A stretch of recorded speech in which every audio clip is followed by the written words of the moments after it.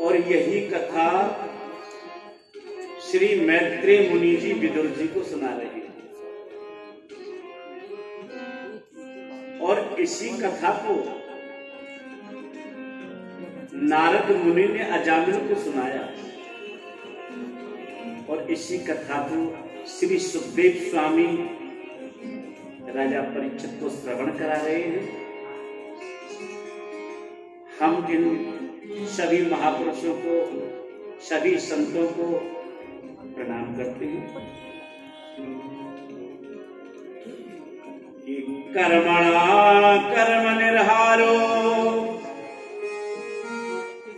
हात्यकं न ईष्यते अविद्वन्द्वविक्रत्वात् प्रायश्चित्तं विमर्शनम्।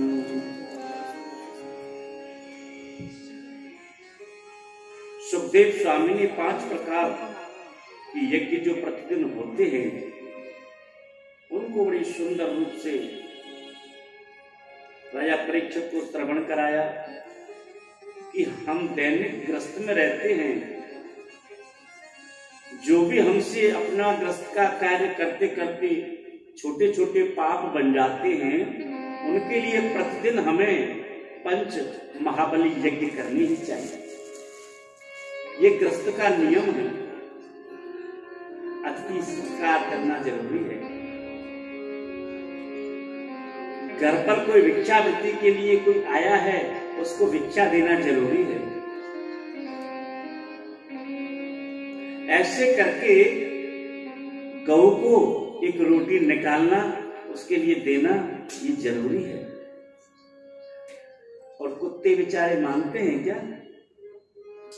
उनको भी अपने घर की पहली रोटी निकाल करके उन कुत्तों को पहुंचाओ।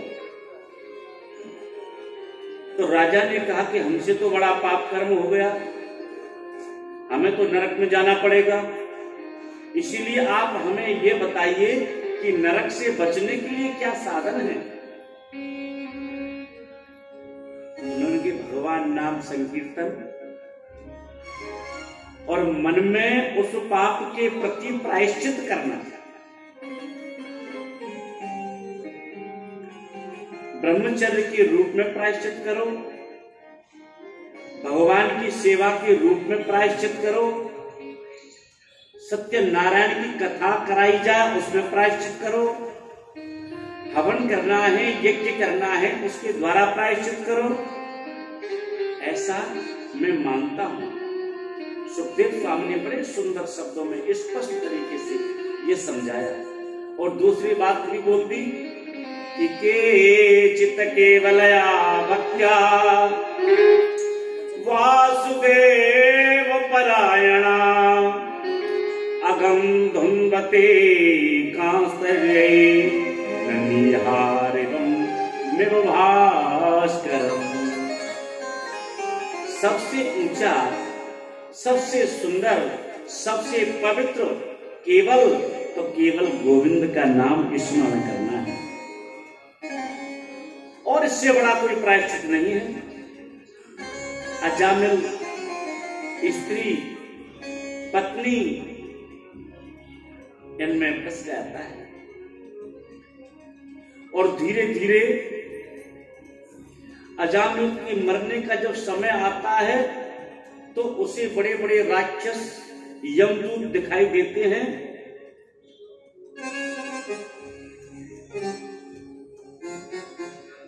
तो अजामिल को जब ये दूत दिखाई देते हैं तो पाराशर मुनि ने आकर के इनके पुत्र का नाम नारायण रखा, और उस नारायण का नाम लेकर के अजामिल ने अपने आप को इतना महान बनाया कि भगवान का विमान लेने के लिए स्वयं आया। किसी तरीके से हम, किसी माध्यम से हम परमात्मा के नाम का स्मरण करें। पहले के जो नाम होते थे, मोहन श्याम, बांके बिहारी, राधा रमण, राधा कृष्ण दामोदर हैं, और आजकल चिंटू पिंटू टूटी पुटी क्या क्या नाम ले लेते हैं। कम से कम हम कुछ नहीं कर सकते तो अंत के समय अपने पुत्रों का ही नाम लो, उसी से भगवान नाम स्मरण हो जाता है। तो ऐसे ही अजामिल की वृत्ति, अजामिल का मन नारायण नारायण पुकारने से और भगवान के धाम से विमान आया और उनको ले गए। कहने का भाव है कि न बचे कोई पंडित वेद पढ़े, न बचे कोई पंडित वेद पढ़े, न बचे कोई ऊंची चिनाए अटा, न बचे कोई जंगल वास किए, न बचे सिर ऊंची बढ़ाए जटा।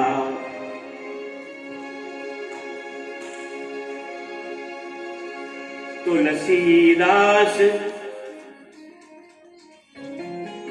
दिन चार चला चलियो चलिए, दिन चार चला चलियो चलिए, तुलसी नाहक को सब ठाट ठटा, और जो भलाई चहो सिया राम रटो, नहीं आए अचानक काल रटा। बड़ा सुंदर, बड़ा निर्मल अजामिल, बड़े विद्वान, बड़े परमित भाषी। लेकिन एक बात मैं बताना चाहता हूं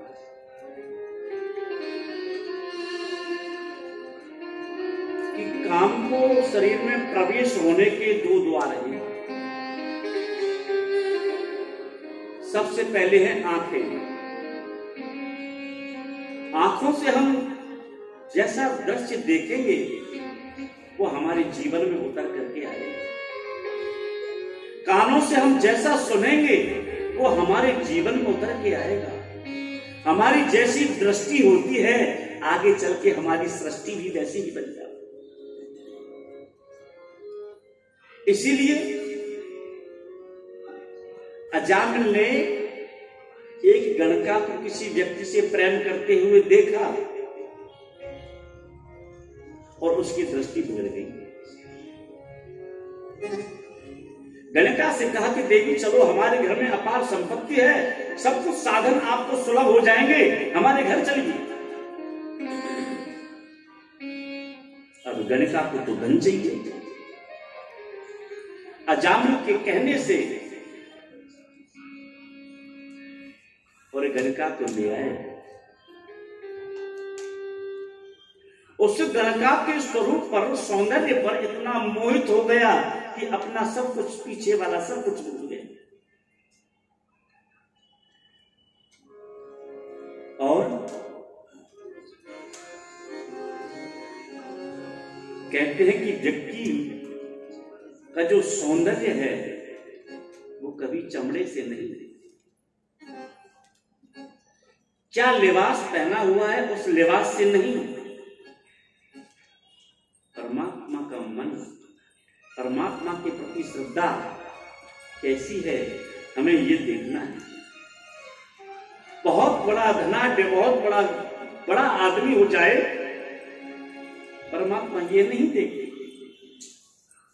शुद्ध भाव, बहुत निर्मल भाव परमात्मा देखते हैं। और भगवान के प्रति जितनी मन में श्रद्धा होती है वो मन, क्रम और वचन से होनी चाहिए। किस प्रकार की श्रद्धा? भगवान का कैसा स्मरण करें, श्रद्धा को कैसे बढ़ाएं कि जो भजते मुझको भाव से मैं उनका ही हो जाता, जो भजते मुझको भाव से ज्ञान भक्ति भगवद गुण नाम ध्येयम् चेतश्च स्मर्ति चरणारविन्दम् कृष्णाय नो नामति अक्षरा एकदापि तानायज्ञमसतो अग्र विष्णोन् कृत्यान्। एक बार गोविंद के चरणों में मस्तक को झुकाओ, बार बार प्रभु के नाम का स्मरण करो तो तुम्हारा कल्याण होगा। अजामिल के पुत्र ने सुखदेव, पुत्र के बारे में सुखदेव स्वामी कहते हैं कि एक बार भी जीवन में जिस व्यक्ति ने भगवान के चरणार बिंदों में अपने आप को समर्पित कर दिया गोविंद एक परीक्षित, तो उसका यह लोक और परलोक दोनों ही सुधर जाते हैं। नाम में बड़ी ताकत है कि राम एक तापस दिय नारी, राम एक तापस दिय नारी, नाम कोटि सुभासारी, कहो कहाल भी नाम बड़ाई, कहो कहाल नाम बड़ाई, राम न सकहि लावे गुण गाई। कितनी ताकत है राघवेंद्र के नाम में, मेरे गोविंद के नाम में। राजा परीक्षित के मन की भ्रांति को दूर किया सुखदेव स्वामी ने। सुखदेव जी फिर दक्ष प्रजापति का प्रसंग कहा, उनकी 11,000 पुत्रों की विरक्ति की कथा उनको श्रवण कराई। देवता लोग सभी सभा में गुरु का अपमान हुआ। बृहस्पति देव रूठ करके जाने लगे। इंद्र ने दूसरा गुरु बनाया विश्वरूप, और इंद्र के ही हाथों वो मारा गया। इसीलिए ब्रह्म हत्या का पाप लगा। और उस ब्रह्म हत्या को 4 जगह बांट दिया। पृथ्वी का भाग, स्त्री का भाग, वृक्षों का भाग, जल का भाग और भूमि। 4 जगह उस ब्रह्म हत्या को बांट दिया। तो त्वष्टा मुनि के मंत्रों की शक्ति से दूसरा पुत्र उत्पन्न हुआ, उसका नाम है वृत्तासुर। आज वृत्तासुर इंद्र को मारने के लिए भक्ति दधीच ऋषि की हड्डियों का वज्र बनाया और अस्थियों के बने हुए वज्र से उनका उद्धार किया। वृत्तासुर भगवान का बड़ा परम लाडला भक्त। परीक्षित ने पूछा कि ऐसा महान होने पर भी वृत्तासुर राक्षस योनि में क्यों चला गया प्रभु?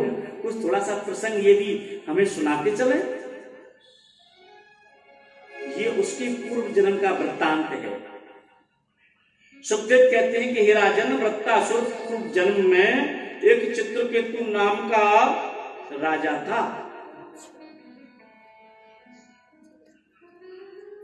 और भगवान शंकर और पार्वती को विहार करते हुए देखा। किसी पर्वत श्रृंखला में भगवान शंकर अपने माता पार्वती को अपने गोदी में बिठा रखा होगा। तो जाकर देखा तो उनके मन में काम वासना उत्पन्न हो गई। उसी समय पार्वती ने श्राप दे दिया कि जाओ आप राक्षस हो जाओ।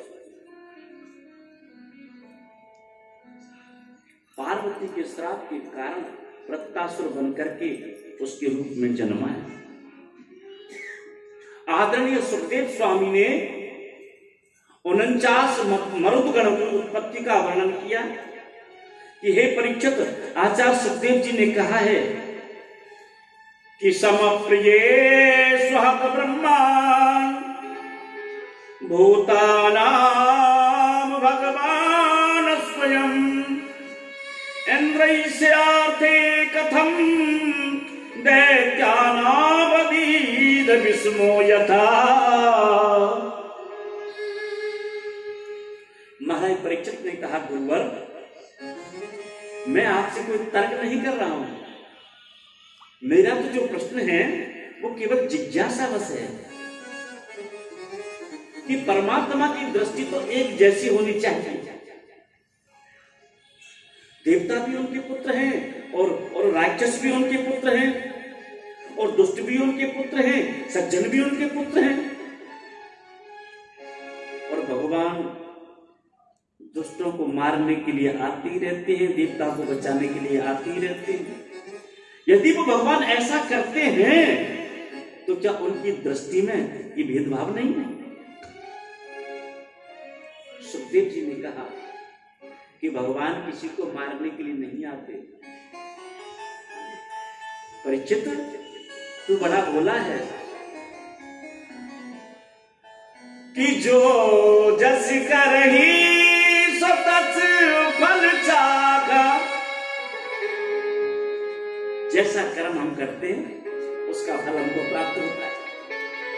इसीलिए जिन देवताओं को भगवान बचाने के लिए आते हैं, जिन राक्षसों को भगवान मारने के लिए आते हैं, ऐसा क्यों? आचार्य सुखदेव ने बड़ा सुंदर जवाब कि भगवान के सामने जो आता है ना, भगवान उसे तार देते हैं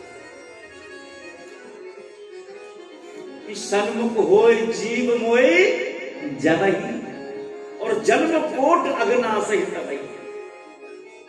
भगवान की आंखों के सामने आ जाना ही तो करना है, और क्या है। हमारे ऋषियों ने, मुनियों ने, संतों ने इन ग्रंथों पर, पुराणों पर बहुत रिसर्च कर करके हम लोगों को समझाने का प्रयास किया कि कैसे भी जीव की बुद्धि और उसमें लगे, उनके मन में जो पाप की जो गठरी है वो चित्त से छूट छूट करके गिरती चली जाए। इसलिए चरणार बिंदों का दर्शन भागवत में पहले बताया है।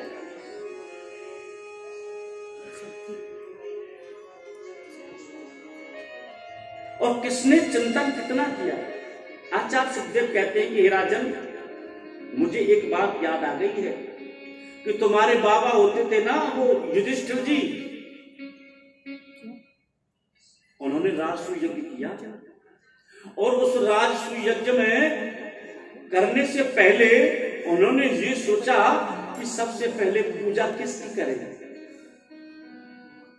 अर्चना किसकी करें, वंदन किसका करें। तो तुम्हारे जो थे ना चाचा, सबसे छोटे वाले सहदेव, उन्होंने कहा कि पूजा के योग तो श्री केशव हैं, गोविंद हैं, सबसे पहले पूजा उन्हीं की की जाए। वहीं खड़े थे श्रीमान शिषपाल जी, तड़क करके बोले वाह, क्यों? अरे गंवार है, ग्वारिया है, बाप का पता नहीं, माँ का पता नहीं, 4 दिन से वो राजा बन गया नहीं। और गिन गिन करके 99 गाली रोज देता था भगवान।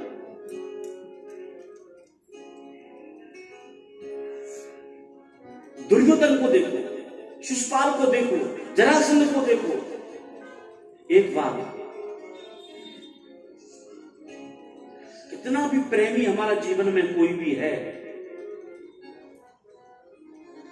उसकी याद नहीं आती।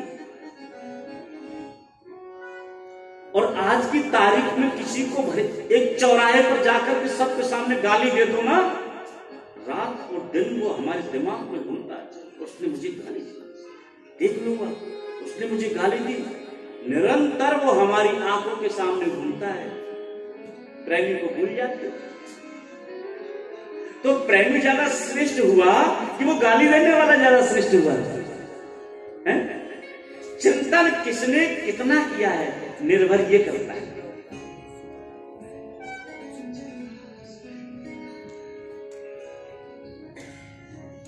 किसी ने पुत्र बनकर के चिंतन किया, पुत्र बनाकर के चिंतन किया, किसी ने भाई बनाकर के चिंतन किया है? किसी ने पिताश्री बनकर के उनका चिंतन किया, किसी ने माता बनकर के उनका चिंतन किया। भाई, माता, पिता, बहन, फूफा, बुआ, सब कोई बना सकता है। पर मैं एक बात कहता हूं कि श्रेष्ठ चिंतन तो वही करता है जिसकी बाजुओं में ताकत है, और वो शत्रु मान करके जो चिंतन करता है निरंतर रात और दिन उनकी नजरों में घूमता रहता है। इसलिए प्रयास करो, सबसे पहले गोविंद के नाम का स्मरण, उनका संकीर्तन करना ही चाहिए।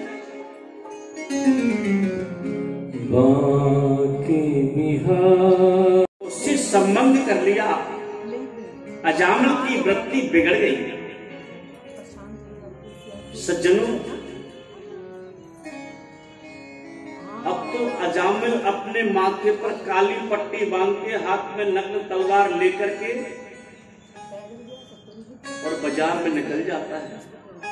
अजामिल का नाम सुनते ही सारी दुकानें बंद हो जाती हैं, और माताएं भी अपने पुत्र से कहती हैं कि दूध नहीं पिया ना तो मैं अजामिल को बुला लूंगा। अजामिल का नाम सुनते ही बच्चे एक श्वास में पूरा दूध खाली कर देते हैं। ऐसा भय लोगों के प्रति हो गया, और गलिका के माध्यम से उन्हें 9 पुत्र हुए। अब तो मन रम गया, लेकिन सत्संग में वो ताकत है सज्जनों जीवन को परिवर्तित कर देता है।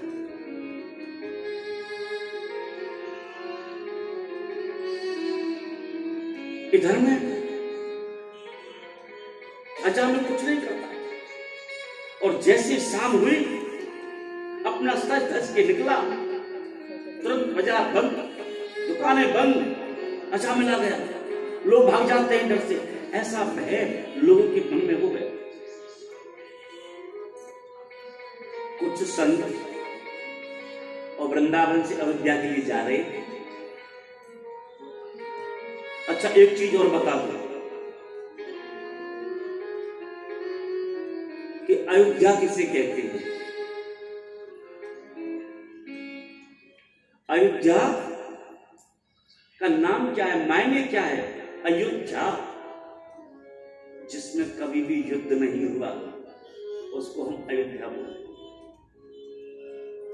दूसरा नाम है अवध,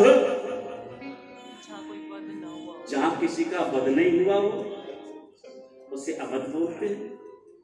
संतों की मंडली कीर्तन करते करते श्री धाम वृंदावन से अयोध्या जा रही है, और रात्रि में थोड़ा सा कोई रात बात हो गई होगी, तो वहां एक उसी अजामिल के गांव में होकर के जा रहे थे। किसी व्यक्ति से पूछ लिया, भैया देखो अब हम 30-35 मूर्तियां हैं, हमें कहीं जगह मिल जाएगी रात्रि व्यतीत करने के लिए? तो किसी ने मजाक कर दिया, बल्कि हमारे यहाँ तो अजामिल सबसे बड़ा भक्त है, उसके घर चले जाओ, आओ बड़े आनंद के साथ में आपकी खातिरदारी। पूछते अजामिल के घर आ गए, और अजामिल तो वहां थे ही नहीं। अंदर घर में से जब गड़का निकल करके आई, संतों, पूर्व जन्म में संतों का सत्संग जब उसे मिला तो कुछ संस्कार जागृत थे। उन्होंने संतों के आगे हाथ जोड़कर के निवेदन किया, हे महात्मन, आप गलत जगह पर आ गए हैं, और मेरे घर में तो ये सब खाने पीने का चक्कर है, मैं आपकी सेवा कुछ कर नहीं सकती, और अगर आप ऐसे जाएंगे तो मुझे बड़ा संकोच लग रहा है, और मैं घर में रखूं तो कैसे रखूं? मेरा घर का वातावरण बड़ा दूषित है।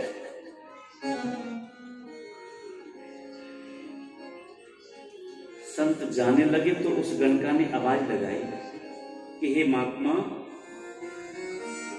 अगर मेरे हाथ से बना हुआ आप नहीं खा सकते, भगवान का भोग नहीं लगा सकते, तो ऐसा है, कुछ सीधा तो मैं आपको दे ही सकती हूँ। सामने जगह है, यहाँ बट वृक्ष के नीचे अपना आसन लगा लो, और सीधा मेरे यहाँ से ले जाओ और बनाओ, भगवान का भोग लगा के प्रसाद खाओ।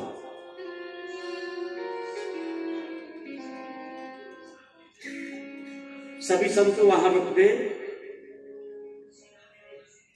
और वहां से सीधा लेकर सभी ने दाल बाटी चूरमा, जो भी भगवान का भोग लगाना है, वो प्रसाद बनाया। और जैसे ही भगवान का भोग लगा करके संत ने पहला ग्लास मुंह में डाला, आंखों में आंसू आ गए। संतों ने पूछा, क्या हुआ महात्मा जी? पर हुआ तो कुछ नहीं है, लेकिन क्या करूं, मैंने ये जो अन्न खाया है तो मन में तरह तरह के विचार पैदा हो रहे हैं कि हमने जिसका अन्न खाया है उसके जीवन में क्या सुधार करें, कैसे करें। इतना बड़ा पापी है, पत्नी के द्वारा ज्ञात हुआ है, हम इसे कुछ समझाएंगे तो ये समझेगा नहीं, क्या करना चाहिए? ऐसे आपस में बातें कर रहे थे। शाम का समय था, अजामिल आया। संत ने आवाज लगाई, अजामिल, क्या बात है? यहां तुम कैसे रुके? किसने कहा था? और थोड़ा पत्नी से डरता था ना, पत्नी निकल के आई, आपको क्या फर्क पड़ रहा है? अरे संत है, रास्ते में आए थे, जा रहे थे, सुबह चले जाएंगे। अजामिल ने कहा, मेरे को तो क्या फर्क पड़ता है, 4 दिन रहो, पत्नी से डरते थे, और पत्नी से तो सभी डरते हैं, एक बात तो है ना, पत्नी, स्त्री, धर्म पत्नी, पति की जेब से पैसे निकाल करके जो धर्म करे वो धर्म पत्नी है। और बात बात में पति को पतन होने से बचाए वो पत्नी, और फिर भी न माने तो फिर वो स्त्री बन जाती है, स्त्री सीधा कर देती है।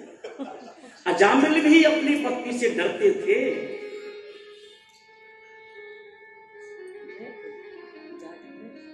संतों के मन में बड़ी व्याग्रता है। उन्होंने कहा कि हम आए हैं, हम संत हैं, और महात्मा कहलाने का, संत कहलाने का मतलब तो तभी सिद्ध होता है जीवन में हम ज्यादा से ज्यादा विकृत, समाज में जो विकृत लोग हैं उनके जीवन को संभालना, सुधारना, तभी तो हम संत हो सकते हैं। और हमने जीवन में एक व्यक्ति को नहीं सुधारा, नहीं संभाला, तो संत कहलाने का मतलब क्या?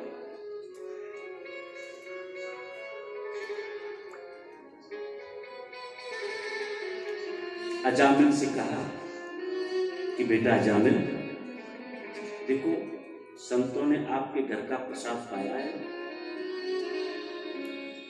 अब वो प्रसाद पाने के बाद तो देखो तुमको पता ही है कि दक्षिणा भी दी जाती है। दक्षिणा का नाम लेते ही अजामिल की आंखें लाल हो गई। बाबा ये तो भला करे, मैंने तुम्हारा लोटा, लंगोटा, कमंडल कुछ नहीं छुड़ाया, वरना मैं तुम्हारे तन पर लंगोटी भी नहीं छोड़ता।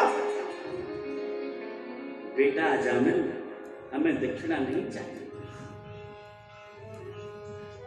हम तो केवल आपसे एक प्रार्थना करते हैं और हम उसी को दक्षिणा मांग लेंगे कि तुम्हारी पत्नी गर्भावस्था है और जब उसके कोई संतान हो, पुत्र हो जाए, तो उसका नाम नारायण रख देंगे। अजामिल ने सोचा कोई बात, ये तो कोई खास बात नहीं। आज उस गणिका से जो पुत्र हुआ है उसका नाम नारायण रखा।